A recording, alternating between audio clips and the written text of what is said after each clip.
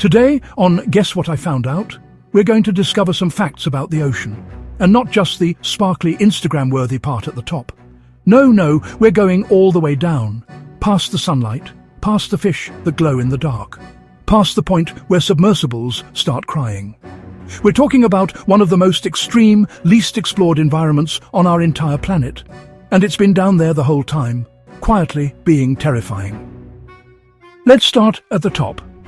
The epipelagic zone, also called the photic zone, is basically the penthouse suite of the ocean. It stretches from the surface down to about 200 meters, sunlight is abundant, water is relatively warm, and marine life is having an absolute party.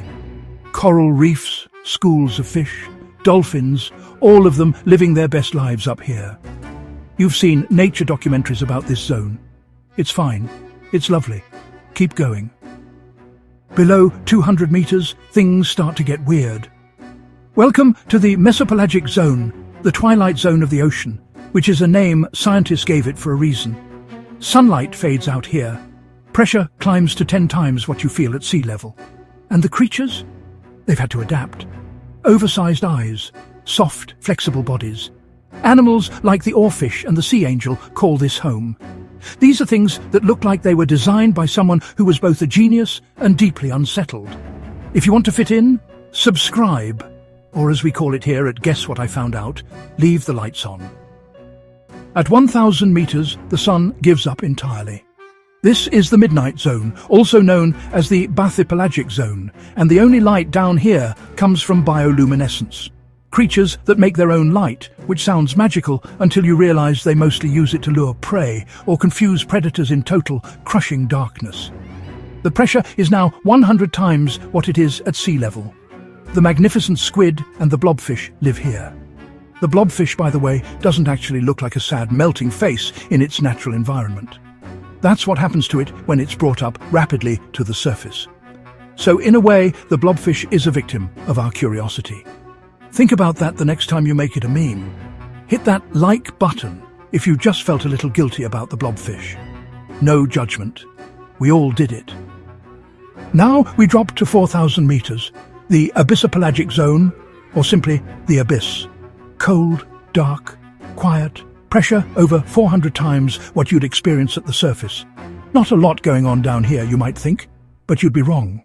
The abyss is sustained by something called marine snow, a continuous gentle drift of organic matter falling from above. Dead plankton, fecal pellets, tiny bits of organisms. It's basically the ocean's version of a food delivery service, and it's the only reason anything survives this deep. Occasionally, a whale falls to the seafloor, literally called a whale fall, and it creates a temporary thriving ecosystem that can last for decades. A single dead whale feeding an entire community. Nature doesn't waste anything. If you're still with us and you haven't run to the comments to tell us your favorite ocean fact, now's a great time. We want to hear it. Drop it below. Curious George knows things.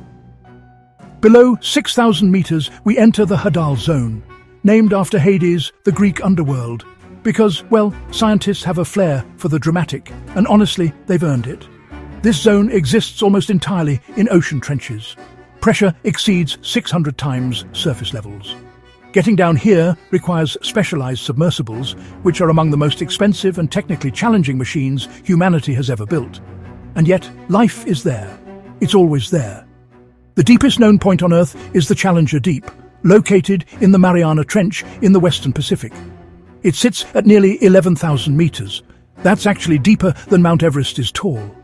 And at the very bottom, xenophorus, single-celled organisms the size of your fist, and tiny shrimp. Life adapted to pressure that would reduce a human being to, well, an unpleasant memory, just living, thriving even. Here's the thing that should make every one of us feel both humbled and, vaguely panicked. We have better maps of the surface of Mars than we do of our own ocean floor. We have explored roughly 20% of the deep sea. The rest is unknown.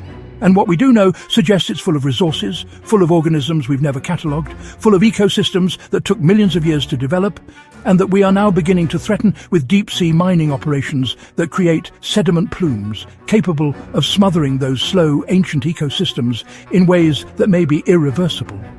If that doesn't make you want to follow this channel and stay informed, I honestly don't know what will. Guess what I found out? Find us. Follow us. Tell a friend. Geopolitics has arrived at the seafloor, by the way. Nations, most notably China, are investing heavily in deep-sea robotics, autonomous fleets, and plans for permanent underwater research bases. Polymetallic nodules, potato-sized rocks packed with cobalt, nickel, copper and manganese, are sitting on the ocean floor in quantities that would transform battery and electric vehicle supply chains. The deep sea is becoming a strategic frontier, and the deep-sea cables that carry the majority of the world's internet traffic. They run along the ocean floor, vulnerable, in a place most governments barely monitor. So here we are. The deep ocean is the last great frontier on this planet. It hosts creatures that glow in the dark, feeds entire communities with falling whales, absorbs pressure that would crush steel, and now, rather inconveniently, finds itself at the center of global resource competition and geopolitical strategy. We've barely scratched the surface, or in this case, barely scratched the bottom. On the next episode of Guess What I Found Out, we'll be heading somewhere completely different, because that's exactly what we do. Hit subscribe so you don't miss it. We'll see you there, Curious George.